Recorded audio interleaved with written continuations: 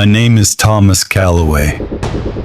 I was 24 years old the night the ocean took my brother. For most of my life, I believed the sea was honest.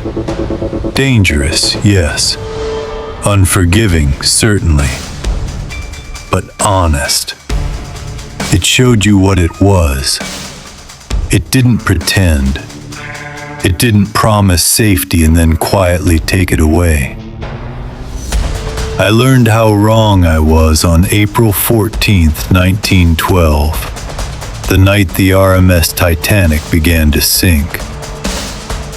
My brother Daniel was 19. He was 4 years younger than me, but he had spent his entire life trying to stand where I stood. Not out of jealousy, out of trust. He believed that wherever I went, the world would make sense. We grew up in Liverpool, in a narrow brick house that held the cold even in summer.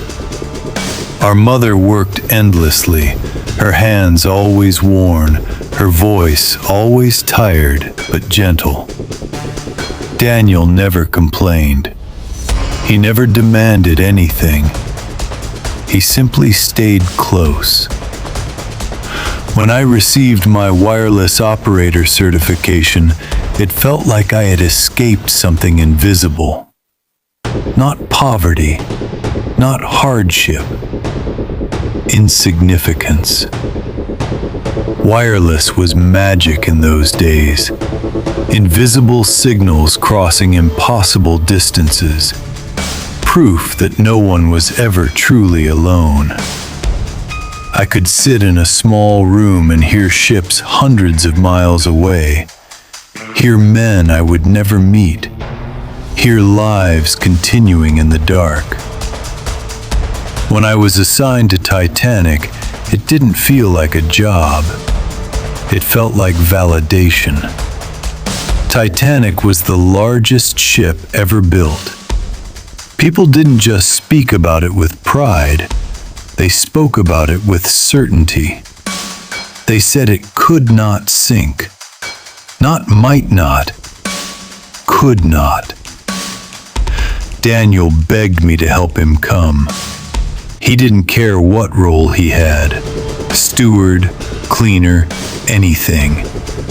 He just wanted to see it. He just wanted to see the world that existed beyond the edge of everything we had ever known. I told him I would try. I should have told him no, but I didn't. 2 weeks later, he stood beside me at the docks, staring up at Titanic. He didn't speak. He just stared. His eyes wide. His face lit by something I had never seen before. Hope. He turned to me and laughed. Not because anything was funny, because everything was possible. For 4 days, nothing went wrong. The ship moved with a confidence that felt permanent. The engines didn't roar, they hummed. Steady, certain, like a heartbeat that could never stop. At night, I worked in the wireless room.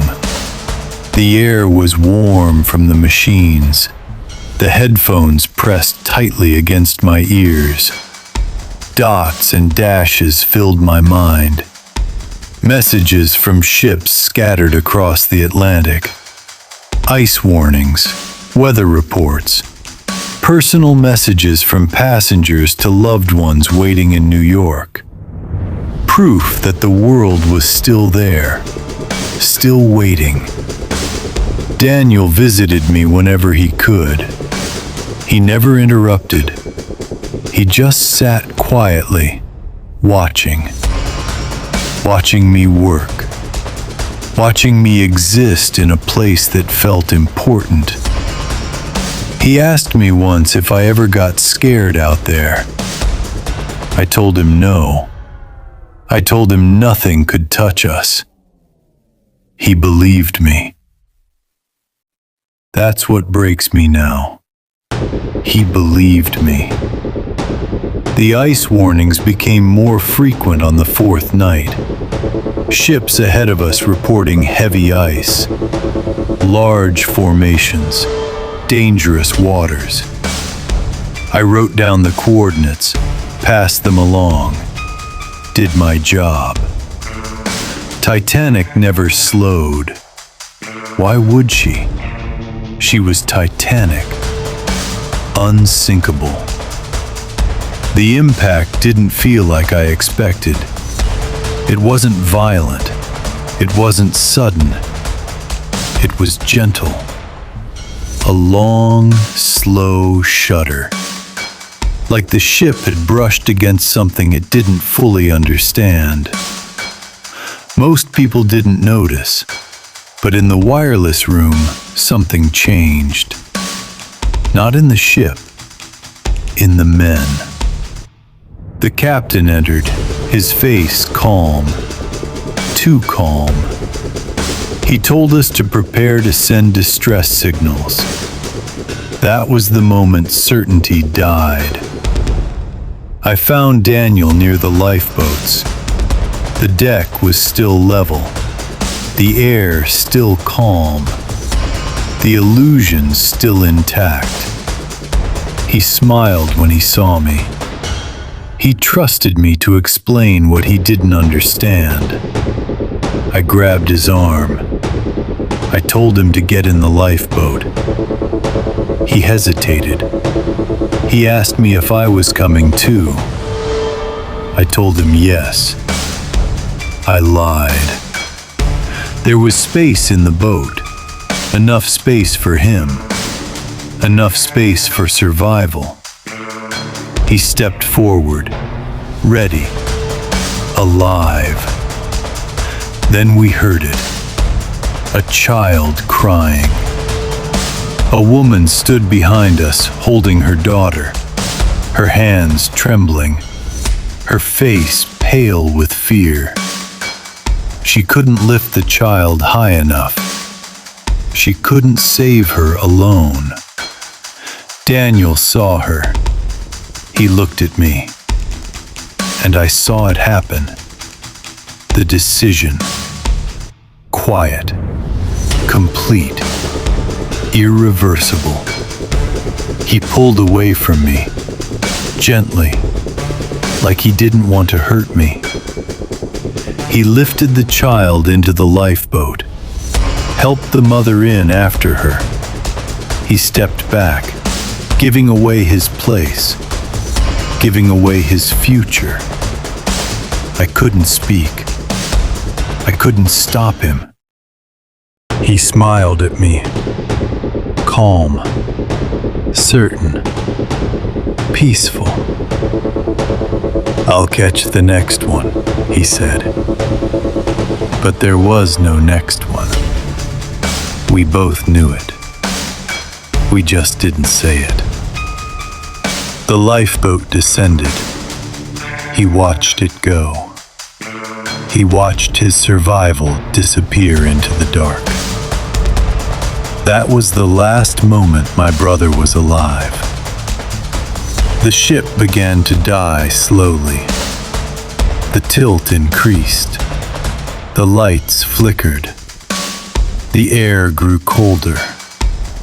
People began to understand. Not all at once, but enough. Enough to know the truth. Titanic wasn't unsinkable. Nothing was. I never saw Daniel again. I survived. I don't remember how. I don't remember when. I only remember waking up in a lifeboat, alone. He was gone. And the world was still there. Still moving. Still existing. As if nothing had changed. But everything had. The ocean didn't just take my brother. It took the person I was before that night. It left me with something else, something heavier, something permanent. My name is Thomas Calloway, and my brother died believing I would follow him. He died believing he was safe, because he trusted me. And that is something the ocean will never give back.